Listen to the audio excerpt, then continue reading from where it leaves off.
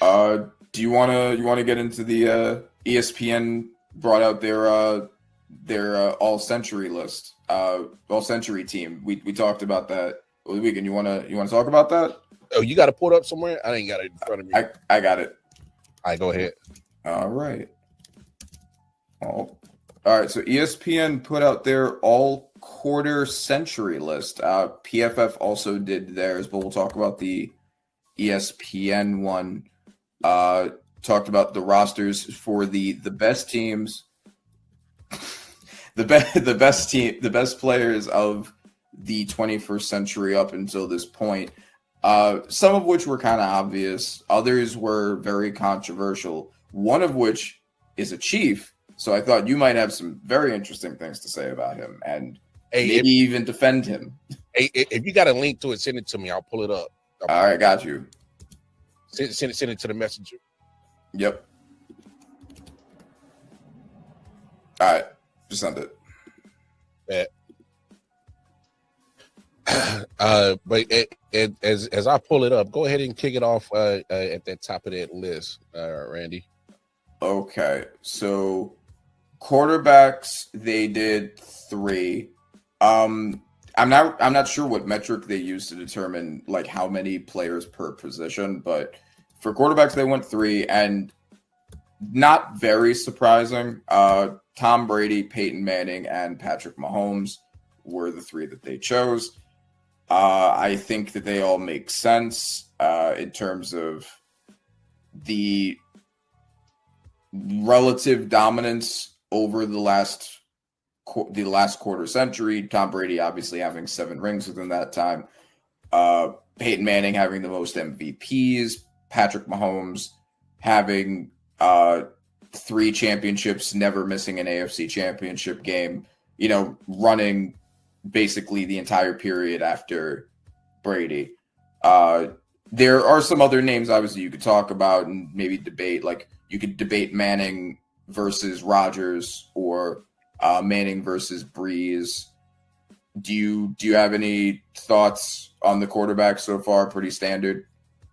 Yeah. Obviously, you're talking about guys who are going to have the stats and the championships. So I got no beef with it. So running backs is one of the first points where it gets really interesting. Whoa. Now, running back 1, not even just made the list. Running back 1 was the most controversial part of this. Priest Holmes. And then the other 2, CMC and Derrick Henry.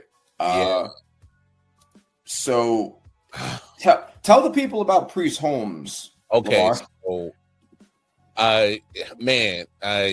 his run was crazy.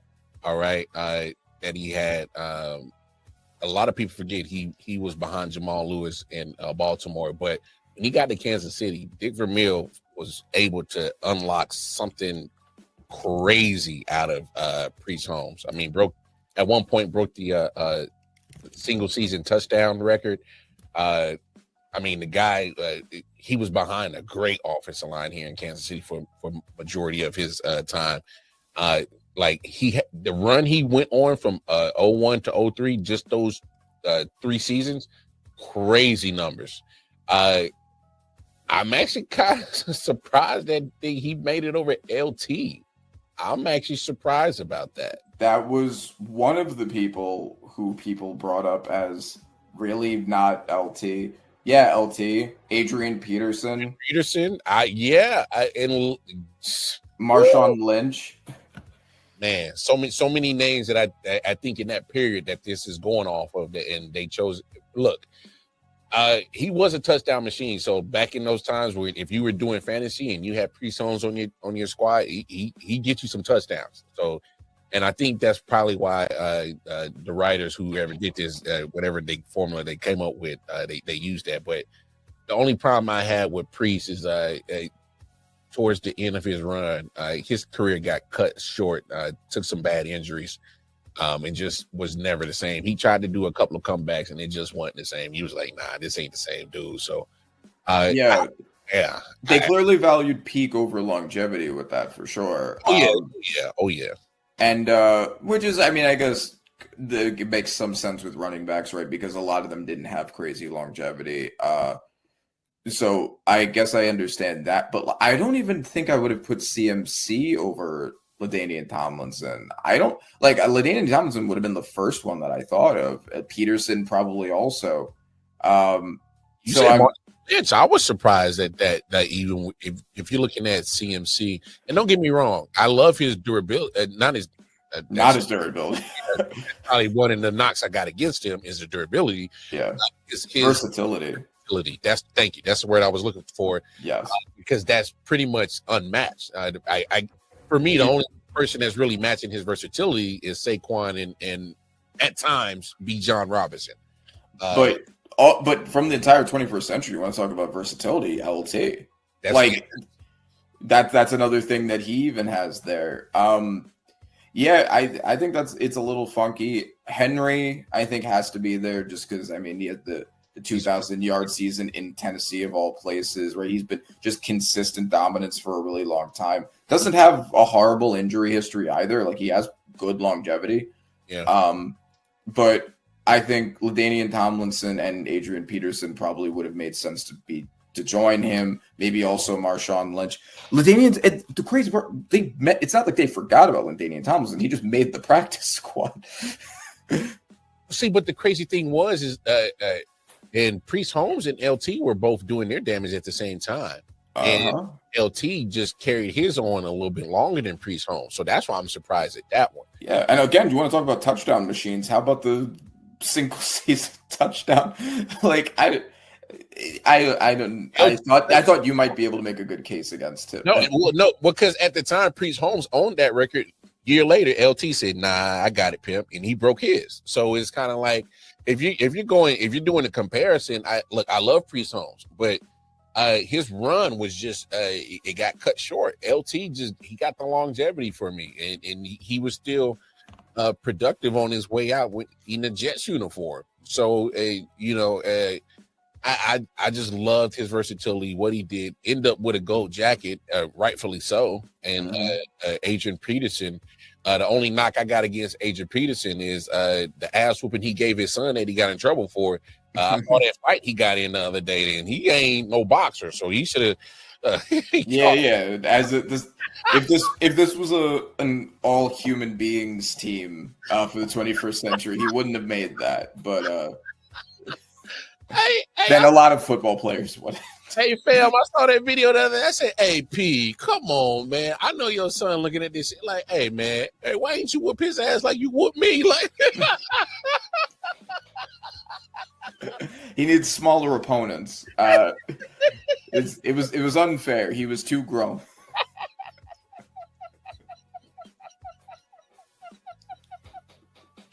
Oh, he said he was too grown. Hey, yo, I'm so clipping that. Agent Peterson gonna be mad at me. He gonna tell me you take that shit down. Nah, that shit funny, bro. You got over there, got worked on that damn poker game, and your son like, man, you whooping my ass, and you went there, got in trouble for it. You should have at least brought that same fury to this dude, Pops. What's up? Like, damn. All right, let's move on. All right. So. Fullbacks, no one cares about fullbacks. Yeah. Kyle Juszczyk's the only one.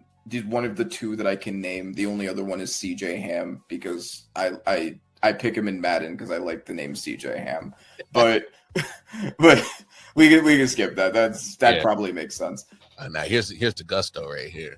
All right, so 6 wide receivers, and they choose Randy Moss, Calvin Johnson, aka Megatron. They choose Julio Jones. They choose T.O., Marvin Harrison, and Justin Jefferson. It's the only present one. Wow. And there's someone who didn't make the team or the practice squad that is, at very least, he should have made the practice squad. Larry Fitz. Yo, that's crazy. Didn't make the team or the practice squad. I get Antonio Brown and Andre Johnson. I understand why they would, but I think Fitz had to be fit here somewhere, especially with 6. Who Who do you take? But the question is, who do you take? take off? Ooh. Okay, so all right. So here's the thing. All right, so you're talking about longevity. Obviously, you talk about Randy Moss, his whole career. You know what he done. That's a no-brainer. Yeah. Megatron, you know the mismatch he is. I think that's a no-brainer. Yeah. I would probably. Julio Jones is the yards per game leader. I think Jefferson may have gotten past him there, but I wouldn't touch Julio Jones either. Okay, so here's my thing with Julio. So look at Julio compared to those Calvin, all right, a Randy. Also a great mismatch. I mean, not to Megatron's level, but a T.O. I couldn't take Julio over T.O. That's me. Okay. T.O. did have some drop issues. I'm keeping T.O. on the list too. I think if I had to move anyone here, I might move Marvin Harrison. Okay. Hey. Because of he had Peyton Manning and was Reggie Wayne had another Reggie Wayne on the other side who was a number one. Yeah, so I think he had a lot of help. I think if you had to, I mean, you're nitpicking, right? Like these are all top. You got to nitpick at this point in time because you're talking about a whole bunch of Hall of Famers, right? yeah, exactly. Like, these are all like top 10, top 15 caliber wide receivers. Even Justin Jefferson. A lot of people were talking about Justin Jefferson because, like, well, he didn't do it long enough. Like, okay, but like, how many records does he already have, right? I have no issue having Justin Jefferson here, and here's why: because of what we've seen already in a short amount of period of time, and he's just going to get better. Yeah. He has the most receiving yards for the amount of years he's played, and he did it with Kirk Cousins and then Sam Darnold. It's like, come on, bro. He is not getting Hall of Famers throwing him the football. All right. Yeah, exactly. So, I mean, I don't even think the practice squad is good enough for Fitz. I think if I had to switch him with anyone, I mean, the crazy hands he had, the elite hands Fitz had, I think Harrison would have to be the one that I would choose. There are also, I mean, some others that we could talk about, like Tyreek Hill was another one. Ooh. That's, you know, like, what do you do there? Second greatest deep threat ever behind Randy Moss. You know, the crazy thing is Tyree just, and I know he's small, but the guy is hella strong for his size. But his speed is so crazy that it's the ultimate weapon that you just, what do you do with it? Like, I've seen it obviously when he was in Kansas City, and I've seen it when he's in Miami. Like, dudes is already trying to back up already 10 yards on him because if you don't get your hands on him, if you try to press him and you don't get your hands on him because he's that quick, he's gone. He's out of there. But if you try to get nervous and you're already in your back pedal after the ball has just been hyped, he uses his speed. He's learned over the years how to use his speed as his weapon. Where, are you going to give me that much gap? So, and you know, his curl routes, his in routes are slowly getting pristine because they're so scared of that speed. You give him all the space and he'll just eat underneath, and then you try to jam him, and then he's off, and then he's gone and he's past you. So he's had the fortunate to be with Andy Reid, and whether you like Mike McDaniel or not, he's shown that he's a good offensive play caller, offensive coach. So he's always putting Tyreek in good positions to shine in Miami. Unfortunately, you just don't get the same consistency as in the Tua from Patrick Mahomes. So that's the only drop off. But yeah, no, that's the thing, right? Like, he has shown that he can do it without arguably the greatest quarterback of all time. Like, I mean, that was his like almost record-breaking season was with Tua. Yeah, and he also did have, you know, he benefited from being opposite Waddle, who also had crazy speed and made as a unit was great, and as it worked. I think Tua is a very underrated quarterback. I think that he is, but I don't think he's not Patrick Mahomes. He's not like he's not the reason why you're doing well. So I don't know what you do with Tyreek Hill here. I mean, DeAndre Hopkins is another one. I mean, I was about to say that. I was about to say right here at the practice squad, you could have put any name. You could have put like almost damn near 15,000 names, right? yeah, for real. In a short time, I mean, like I'm a bit of a homer, and I think OBJ, but like he just didn't have his peak was just too short. So if you have to cut anybody, I get cutting him. But one of the most best peaks of any wide receiver ever. It just wasn't long enough. Yeah. So. Yeah, I mean that was another really hard one. Yeah, that position was I think that'd have been real tough for me to just narrow down. I'm be like, I can only get 6. Like, damn. yeah, that one's rough, but I understand the choices they made. I don't think it's crazy. No. I don't think there was no wrong answers right there, really. So facts. Okay. Tight ends. Tight ends were also, I think, pretty obvious. Gronk, Travis Kelce. Yeah, that's a no-brainer. And Tony Gonzalez. Yeah. You got 2 Chiefs in there. Yeah. You should be so proud. Trust me, that I just talked about that with my man Chris on our Chief podcast. And I was like, man, ain't that something? 2 of the best tight ends in the history of game are Chiefs. And I was like, yeah, trust me, that's something to stick my hat on. I don't care what Tony Gonzalez said. You spent 5 years in Atlanta, 12 in Kansas City. You're a Chief. All right. So the only name I think that, well, I mean, he made the practice squad, Antonio Gates. I think there was some debate whether it was Gonzalez or Gates gets that 3rd spot. I think Gonzalez edging him out is correct. What you agree with that? Yeah. From a non-biased perspective? No, from a non-biased perspective, look, Tony Gonzalez had a hell of a career, Hall of Famer. Antonio Gates just got in the Hall of Fame. Had a hell deservedly had a hell of a career. Literally, if I think if Tony Gonzalez would have stuck to basketball, that'd have been Antonio Gates' name that they would have talked about in the same praise that they did Tony Gonzalez. Unfortunately, Tony Gonzalez did exist and decided to play football, and he was damn good at it. But that is not a knock on Antonio Gates, because you're talking about when people had those debates when they talk about, oh, is it Gronk or is it Kelce, or is it Kelce or is it Kittle? You were having that conversation in those times. Is it Gonzalez or is it Gates? It was like, which one do you really prefer? Because I'm sure you're happy the 2 Chiefs also beat out a division rival's to best tight end. Because that'll probably be the only greatest thing that ever happened to that whole Charger organization is a LT and a Antonio Gates. Other than that, and Rivers still couldn't win shit with those 2 guys. That's crazy. Not a damn thing. Went 15-2 and still. Marty Schottenheimer still got out coached by Belichick. So 14-2, my fault. 16 games back in those days, but regardless, now people can have the debate where you want to put these 3 tight ends. I would personally go Trav 1, Tony 2, and then Gronk, only off just injury and availability. Obviously, we know if okay, I put it to you this way: if you give Gronk's body the ability to stay healthy and not have the injuries that he has, he's wiping the floor with Tony Gonzalez and he's wiping the floor with Travis Kelce, numbers wise. Right? Wiping the floor with him, especially in touchdowns.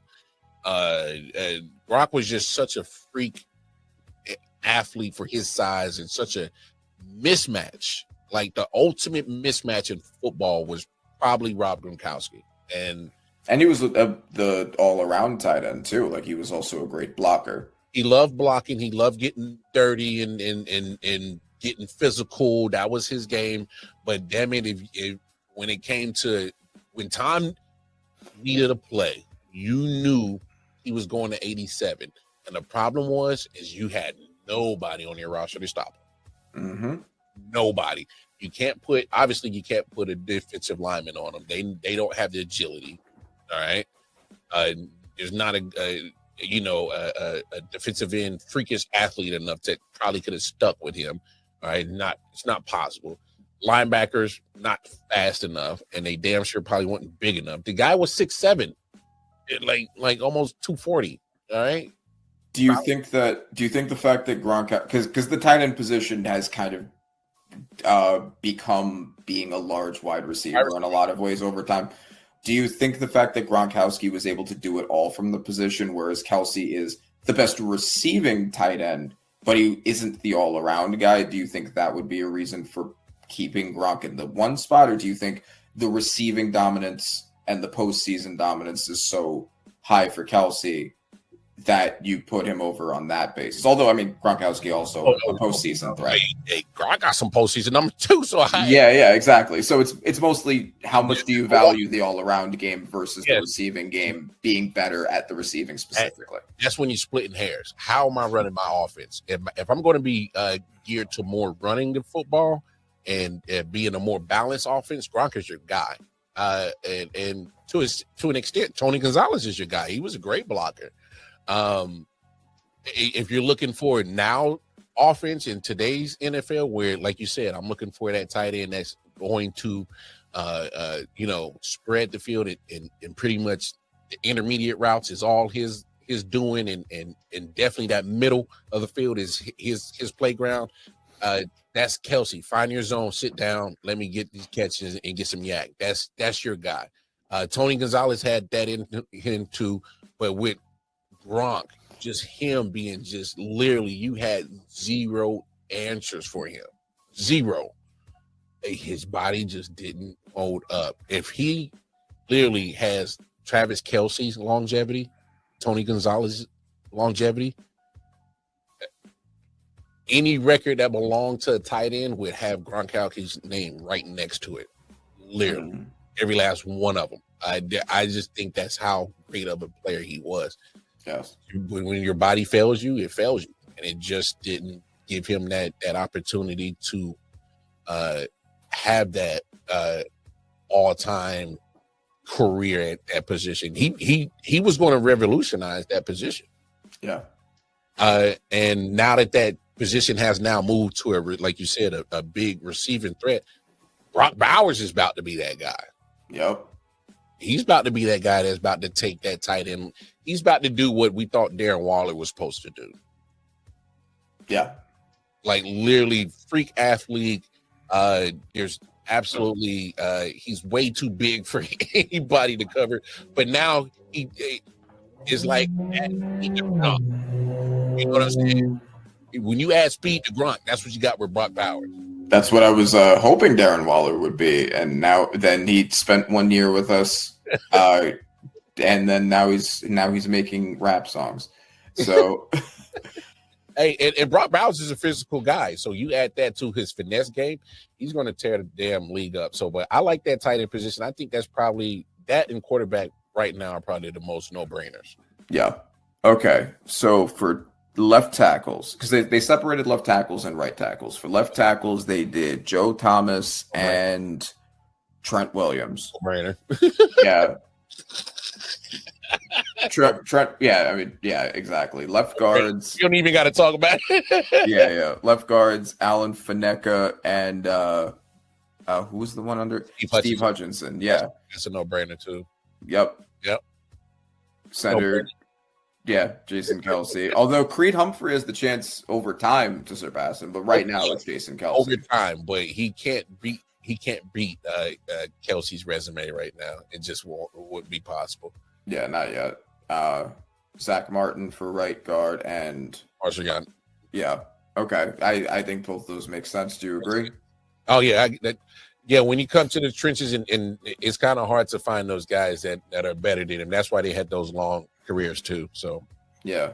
Right tackle, Lane Johnson and Willie Anderson. I think both of those make a lot of sense. I mean, Lane Johnson has been the best right tackle in football for a very long time, just like Trent Williams for the left, right? Like both of them have a lot more longevity than most tackles, and peak and longevity, they've both been the best for a pretty long period of time. I think those are washes. Willie Anderson, also great. I think he deserves that spot. My only pushback to Willie Anderson, I would probably, Mitchell Schwartz, that might be a little personal bias, but I thought he had a hell of a career in Cleveland before he got to Kansas City. at that right side. Like Mhm. he wasn't the equivalent of having Joe Thomas in Cleveland, but he was damn pretty solid in the AFC North many years in Cleveland before he got to Kansas City. So that's my only pushback. But I got no problem with it overall. But now edge, oh, edge rushers, I have some thoughts. So DeMarcus Ware, Jared Allen, and Myles Garrett. I don't hate that. And Julius Peppers. All right. So, and then the practice squad is TJ Watt and Michael Strahan. Now, this is not me being a homer. Michael Strahan absolutely should be on that list.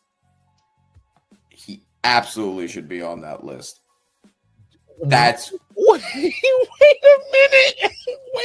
Wait, hold on. All right. Hold on. ESPN. All right. Woo. Hold on for a second. No disrespect to my man Jared Allen. Love what he did. I got no beef with Myles Garrett. DeMarcus Ware was a monster. Julius Peppers. Oh, yeah. Just sticks out like a sore thumb, Jared Allen right here. I'm sorry. I'll say it for you. Michael Strahan, I would have swapped that out in a heartbeat. Yep. I would have TJ Watt. I probably still make that case. I could probably swap him out for Jared Allen. No, JJ Watt. We're talking. We can't forget about that run that man went on. JJ Watt is mentioned later because he played inside and outside, so he's given like his own kind of section. Okay. Which I think was the right way to do it, just because I mean, like, you want to not leave off too many deserving people, because otherwise people will whine like I'm about to.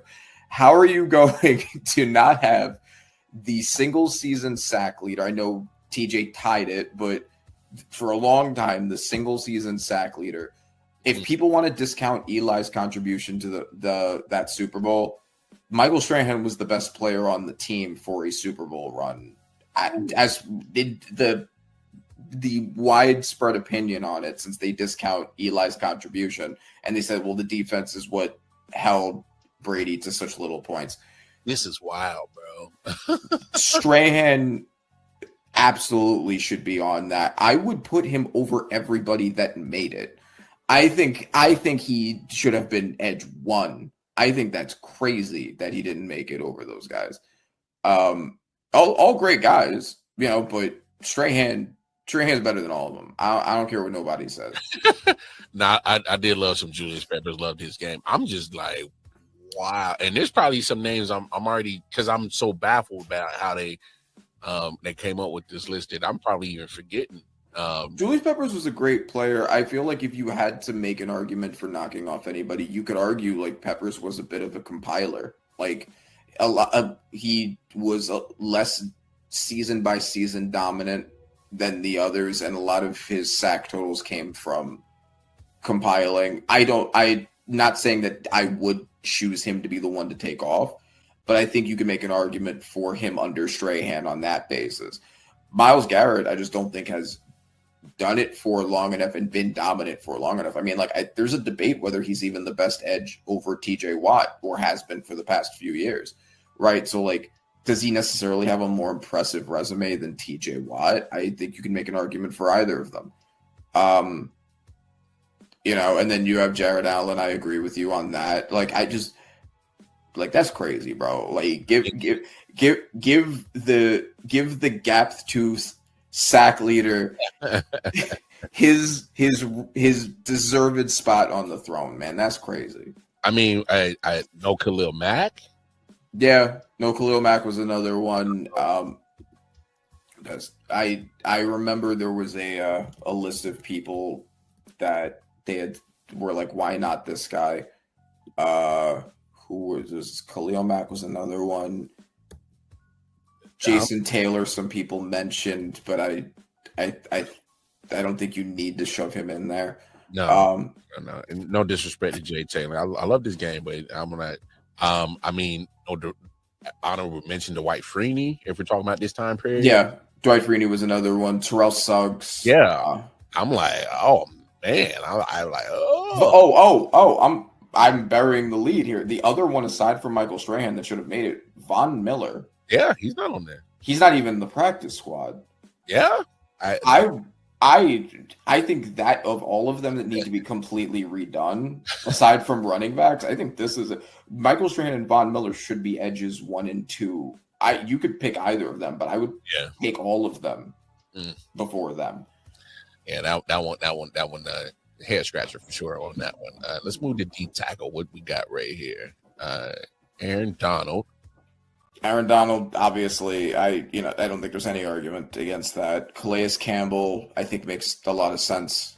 Also, I think deserves it. Chris Jones, especially being such a core leader of the defenses that won Super Bowls, I get that reasoning as well.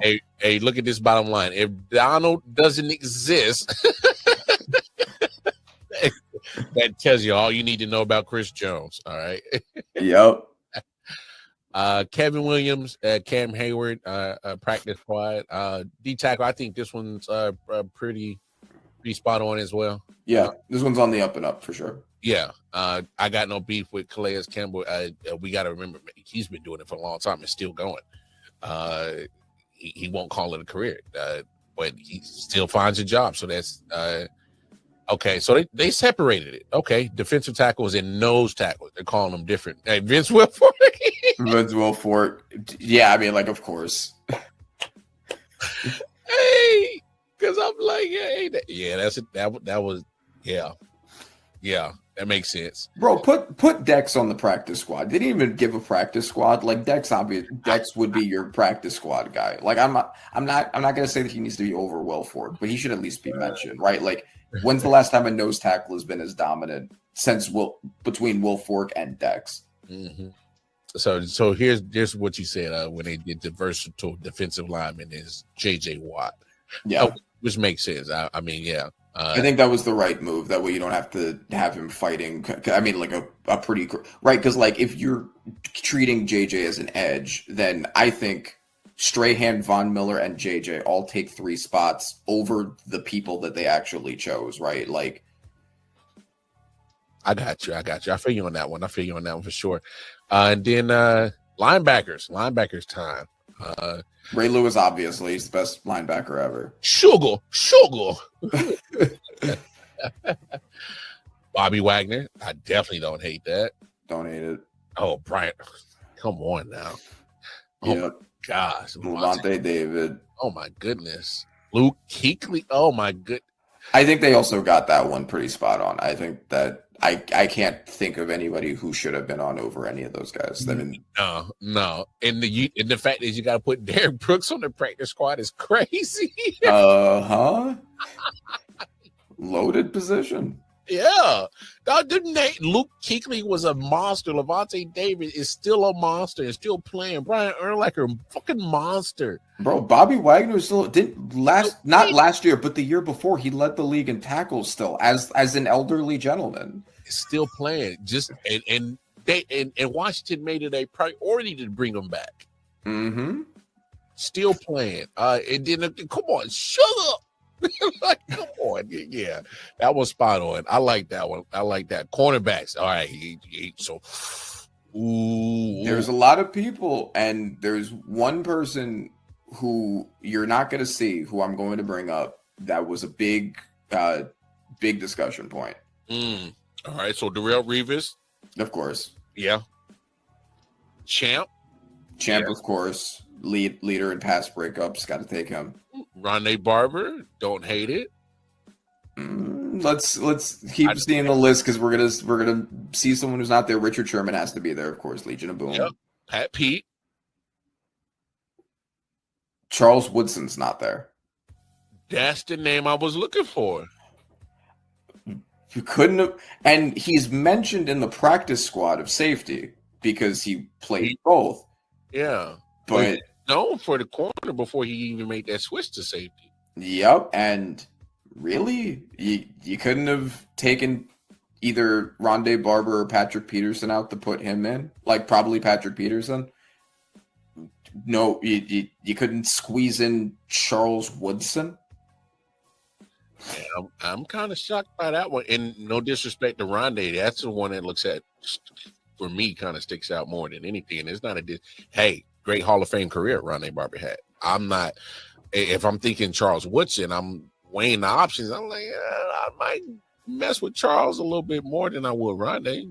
Not a slight on Rondé. I'm just saying, this is, like we said, we're splitting hairs now because we're talking about all-time greats. So. Right. I think Woodson's one of the people that is one of the obvious picks to put on the list, right? Like in that Darrelle Revis conversation of like, of course he's there. So the fact that Barber and Peterson both are there over him, like one of them could have been moved off to make room for him and moved into the practice squad.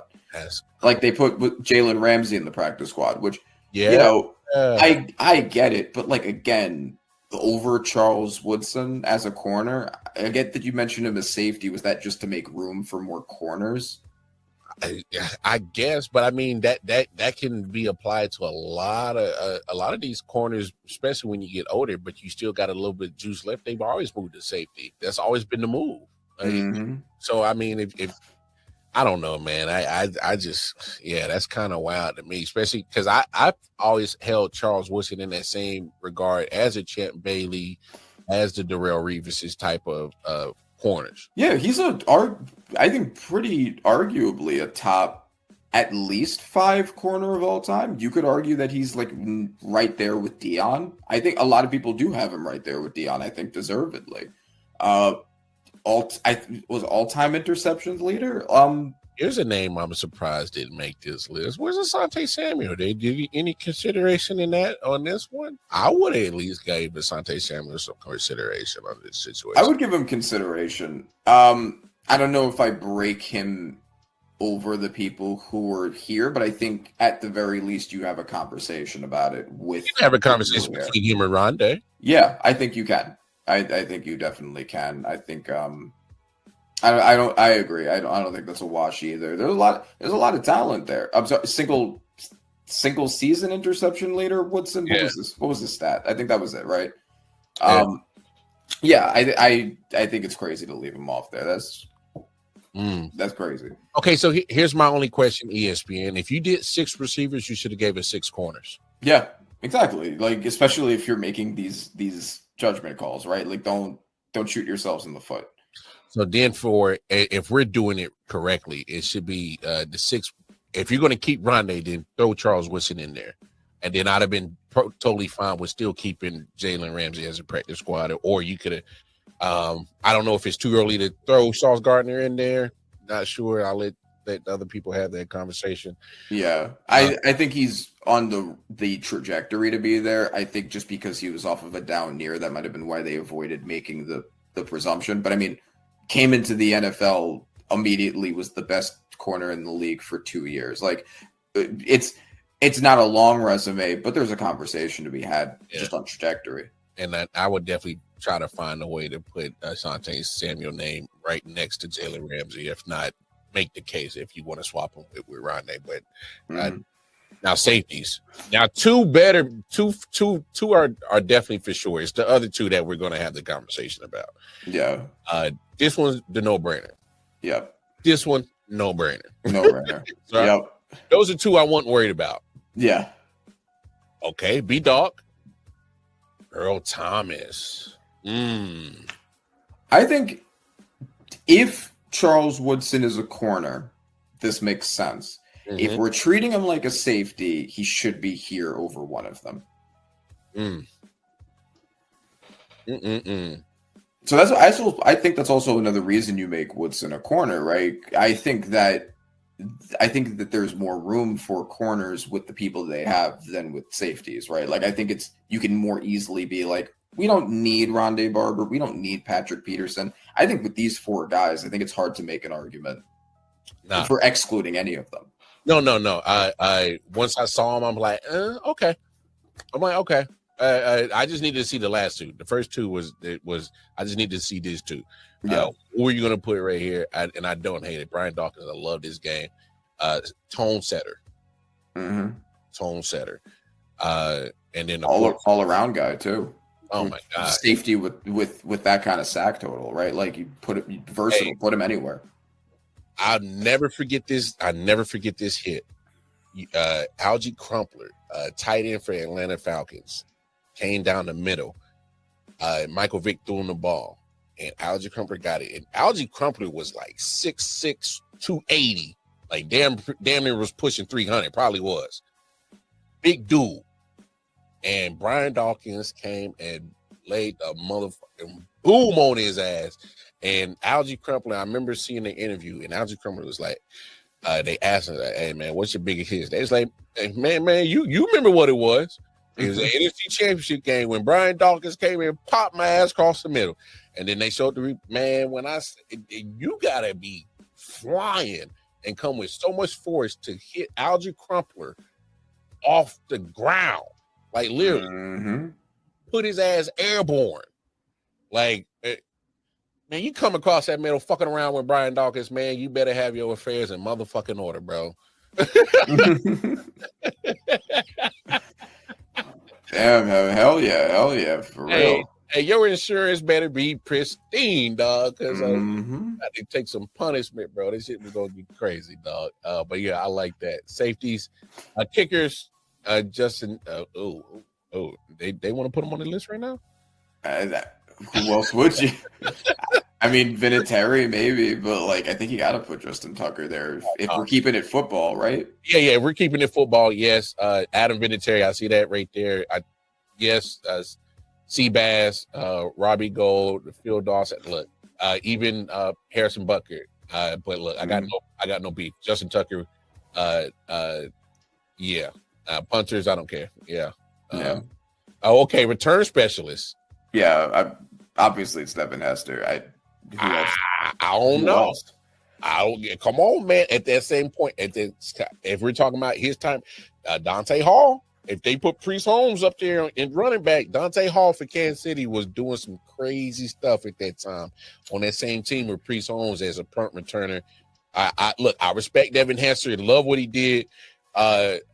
If we're talking about practice squad, ain't no way I'm putting Cordell Patterson there. If I got Devin Hester as my starter, I'm putting Dante Hall as my practice squad.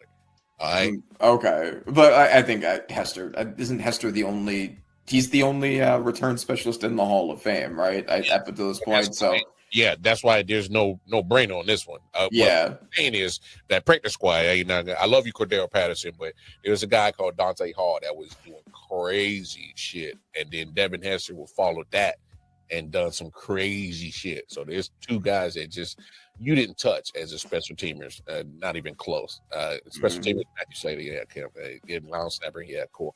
Oh, coaching staff, I didn't know they would. They did coaching staff. Bill Belichick, obvious. I mean, it's just like, of course, Kyle Shanahan. I actually really liked this. Really, as your OC, I really like. I mean, who has done more with quarterbacks with less?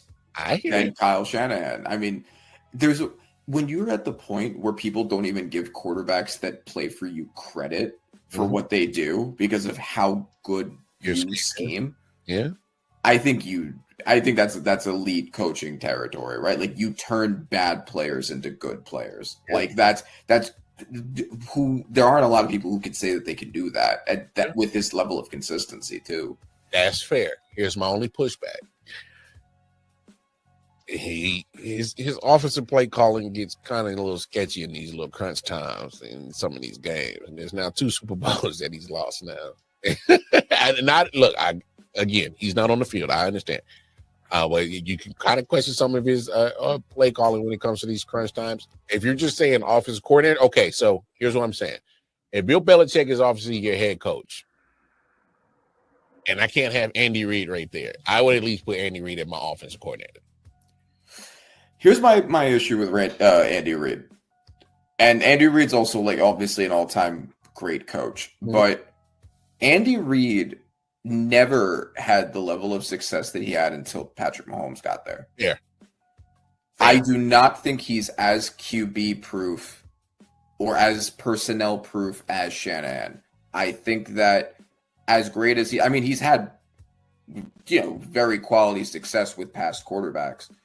Past teams, right? Like he did well with the Eagles. He did, he Yeah. did well in the past, but Yeah.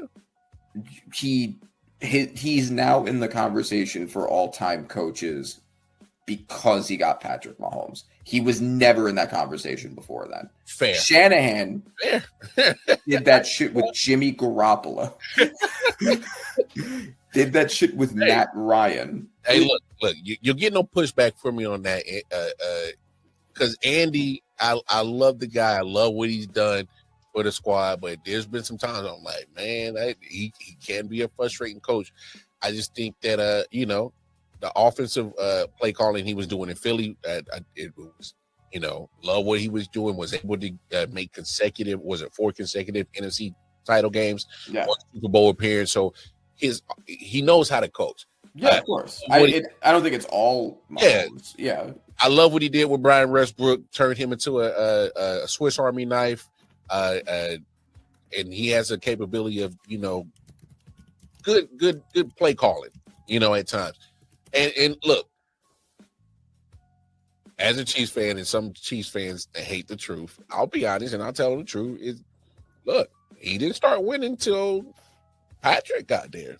And I get it. He was able to resurrect Alex Smith's career. I give him credit for that. Cool. But he got a lot out of to revitalize Michael Vick. Also, but Michael Vick also was a great talent. He had other issues. Exactly. He wasn't a scrub. He was a great talent. I would take Michael Vick as like an individual talent over any of the quarterbacks Shanahan had. Yeah. Even Matt Ryan, right? Like, look at Matt Ryan's career around Shanahan. Like, yeah. Oh, I don't hate Wade Phillips. That's actually don't hate it. Don't hate it. I agree with that. He's so much success, so many great defensive players that he helped develop. And I don't hate Dave Toll because I love what he's doing in Kansas City right now as special teams, but people forget he was Devin Hester's special teams coach in Chicago. So don't let that escape your memory as well. He was around Devin Hester doing that history making as well. So so I think he's the guy for that position. Yeah, he's a guy for that. He's a guy for that. But that's it right there, man. That was pretty dope, man. I know we did a little overtime today, folks. It's okay. It's all good. It's no hurry. We gave you extra. You're welcome.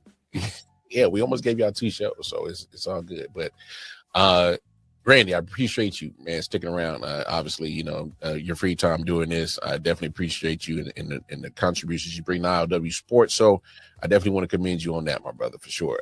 So I definitely appreciate you for that. But hey, man, we're gonna call it a wraps and shut this thing all down. I appreciate everybody tapping in and chopping it up, talking sports with us in the conversation. Love it. Y'all make sure y'all like, share, subscribe, spread the word what we got going on. All right. So when we go live and you already got that subscribe to the IOW Sports and you already got that bell notification, so it's gonna let you know when we go live. Hit that share button. All right. The best thing y'all can do for us is tell a friend on what we got going on today, especially if they love sports. All right. So you need audio needs, tap into my man Panther on Acid on Instagram with my man Randy Reber. Y'all know where to find me, ILW Sports Network, everywhere, all social media platforms. It's been real, y'all. Y'all know what it is. Take care of yourselves, take care of each other. We out here. I'll see y'all tomorrow night for the last show of the week. Peace. Yeah. Silent Hill TD, yes, what's up? Yeah, come on. ILW Sports Network, late night. Yeah. Silent Hill TD, yes, what's up? Yeah, come on. ILW Sports Network, late night edition. Let's go. Come on. We about to raise the bar. Wild card.